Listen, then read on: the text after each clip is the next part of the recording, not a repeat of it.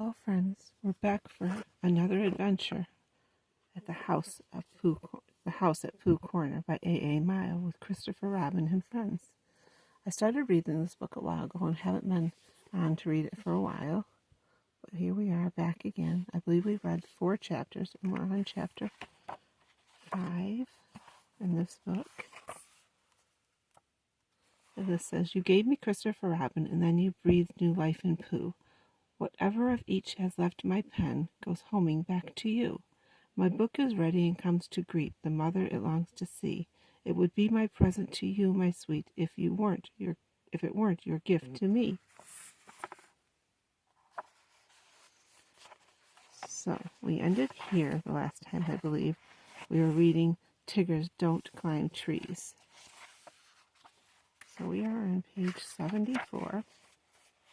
And we are going to read chapter 5. Chapter 5, in which Rabbit has a busy day, and we learn that what Christopher Robin does in the mornings.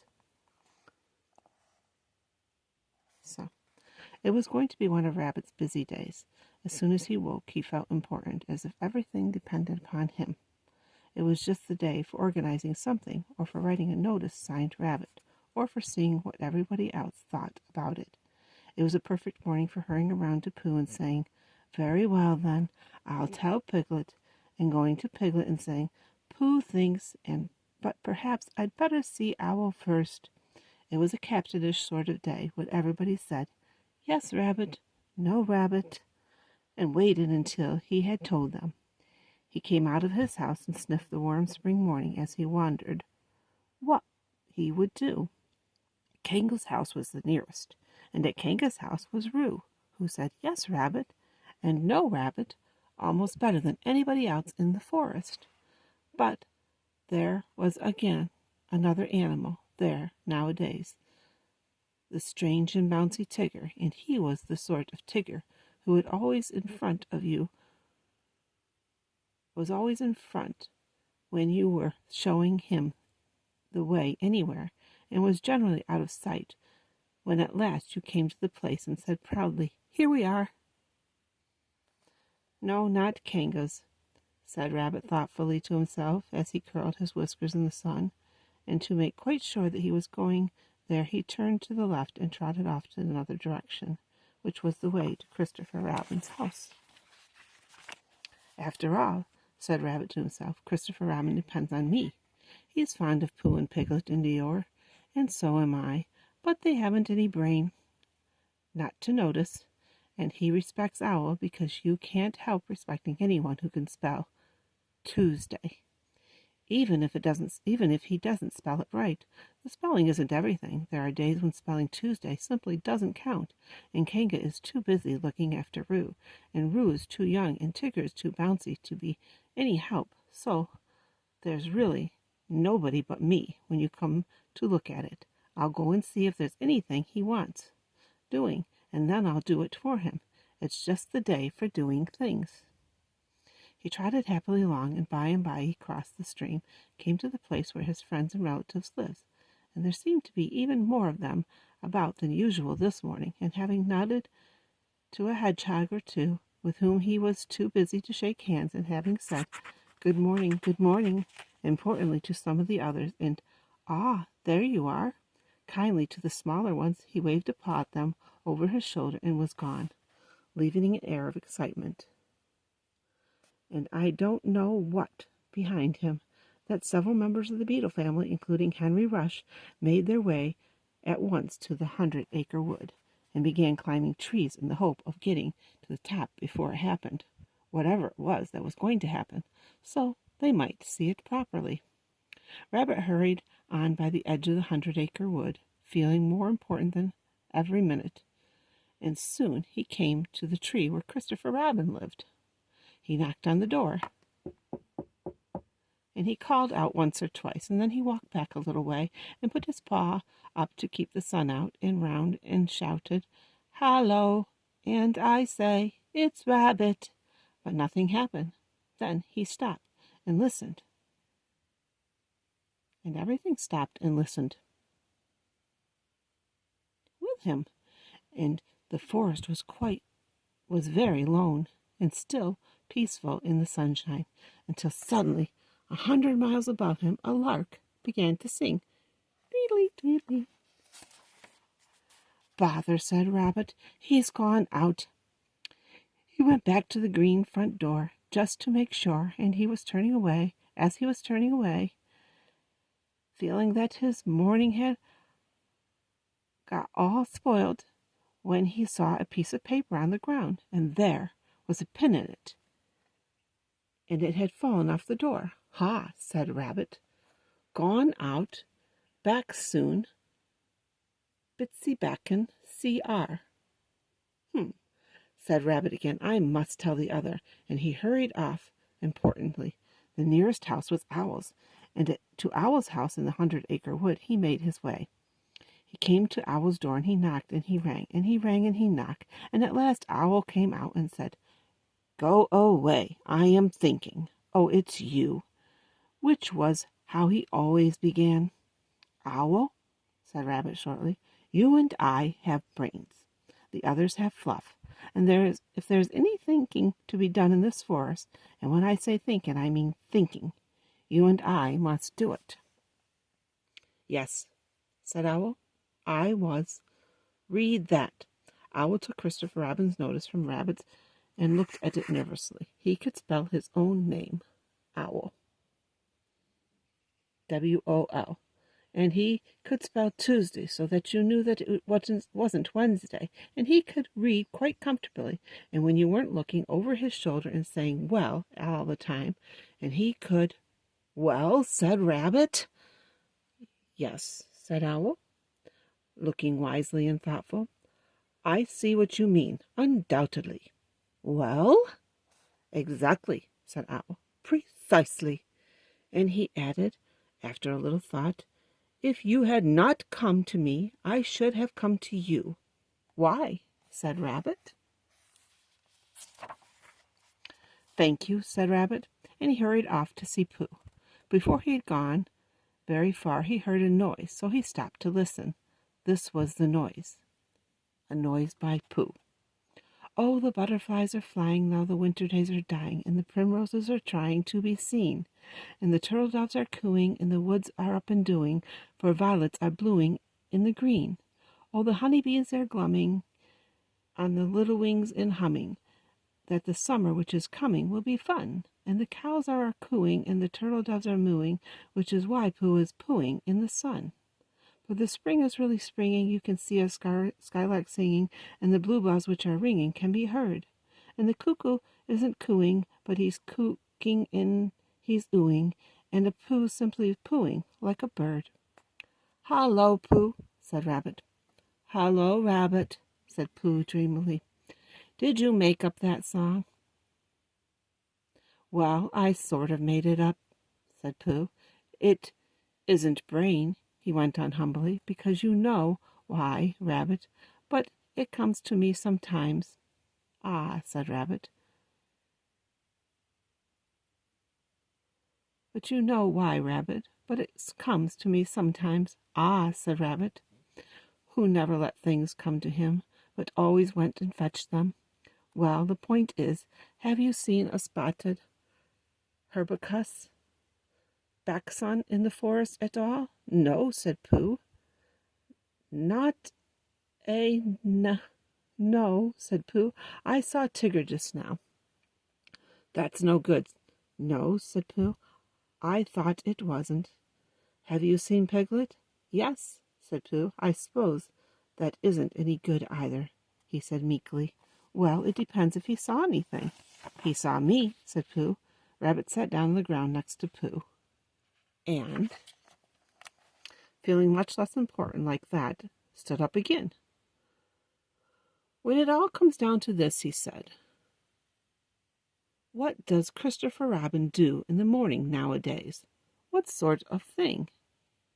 Well, can you tell me anything you've seen him doing in the morning these last few days? Yes, said Pooh. We had breakfast together yesterday by the pine trees, and I made up a little basket. Just a little fair-sized basket. an ordinary, biggish sort of basket, full of... Yes, yes, said Rabbit, but I mean later than that. Have you seen him between 11 and 12? Well, said Pooh, at 11 o'clock. At 11 o'clock, well, at 11 o'clock, you see, I generally get home about then, because I have one or two things to do. 11:15, then? Well, said Pooh. 1/2 past? Yes, said Pooh. At 1/2 past, or perhaps later, I might see him.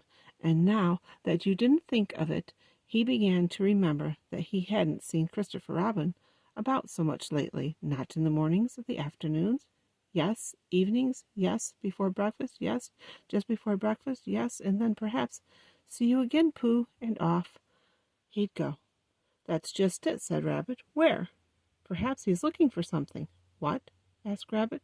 That's just what I was going to say, said Pooh, and then he added, perhaps he's looking for a spotted herbicus, a spotted or herbicus baxon? Yes, said Pooh, one of those. In case it isn't, Rabbit looked at him severely. I don't think you're helping, he said. No, said Pooh. I do try, he added humbly. Rabbit thanked him for trying and said that he would now go and see Eeyore, and Pooh walked with him if he could walk with him if he liked. But Pooh, who felt another verse of his song coming on him, said he would wait for Piglet. Goodbye, Rabbit, so Rabbit ran off.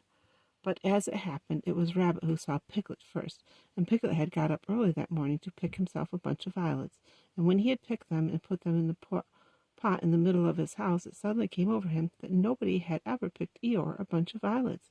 And the more he thought of this, the more he thought how sad it would be to be an animal who had never had a bunch of violets picked for him. So he hurried out again, saying to himself, Eeyore, violets, and then violets, Eeyore, in case he forgot, because it was sort of day that he picked a large bunch and trotted along, smelling them and feeling very happy until he came to the place where Eeyore was. Oh, Eeyore, began Piglet a little nervously, because Eeyore was busy. Eeyore put out a paw and waved him away. Tomorrow, said Eeyore, or the next day. Piglet came a little closer to see what it was, and Eeyore had 3 sticks on the ground and was looking at them. 2 of the sticks were touching at one end, but not at the other, and the 3rd stick was laid across them. Piglet thought that perhaps it was a trap of some kind. Oh, Eeyore, he said again, Is that Piglet? Said Eeyore, still looking hard at the sticks. Yes, Eeyore, and I... Do you know what this is? No, said Piglet. It's an A. Oh, said Piglet. Not O, A, said Eeyore severely. Can you hear, or do you think you have more education than Christopher Robin?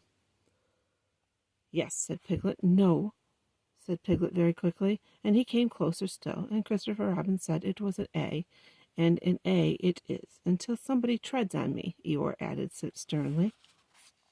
Piglet jumped backwards hurriedly and smelt at his violets. Do you know what A means? Said Piglet.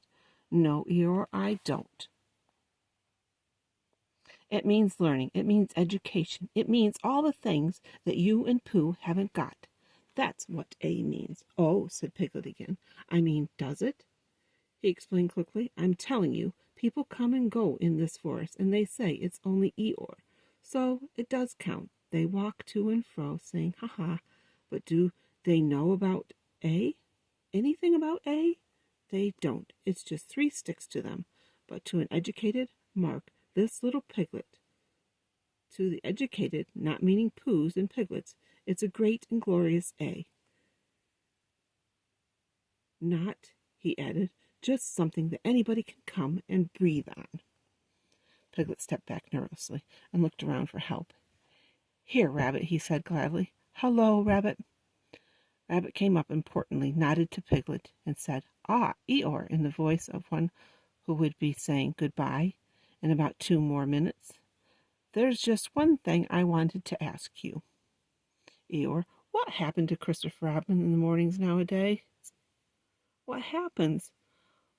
What's this that I'm looking at? Said Eeyore, still looking at it. 3 sticks, said Rabbit promptly. You see, said Eeyore to Piglet. He turned to Rabbit. I will now answer your question, he said solemnly. Thank you, said Rabbit. What does Christopher Robin do in the mornings? He learns. He becomes educated. He insists, I think that is the word he mentioned, but I may be referring to something else. He instigates knowledge in some small way. I also, if I have the word right, am doing what he does. That, for instance, is what said Rabbit, but not very good one. Well, I must get back and tell the others. Eeyore looked at his sticks and then looked at the piglet. Did you tell him? No, Eeyore, I didn't. I expect he just knew. He knew? You mean this thing is a thing Rabbit knew? Yes, Eeyore, he's clever. Rabbit is. Clever? Said Eeyore scornfully, putting a foot heavily on the 3 sticks. Education? Said Eeyore bitterly, jumping on the 6 sticks. What is learning? Asked Eeyore as he kicked his 12 sticks into the air. A thing Rabbit knows. Ha! I think, began Piglet nervously. Don't, said Eeyore. I think violets are rather nice, said Piglet, and he laid a bunch in front of Eeyore and scampered off. Next morning, the notice on Christopher Robin's door said, Gone out, back soon. C.R. Which is why all animals in the forest, except of course the spotted Hibiscus baxon, now know what Christopher Robin does in the mornings. Thank you for coming to our story time, and please come back again. Bye, everybody. Have a great day.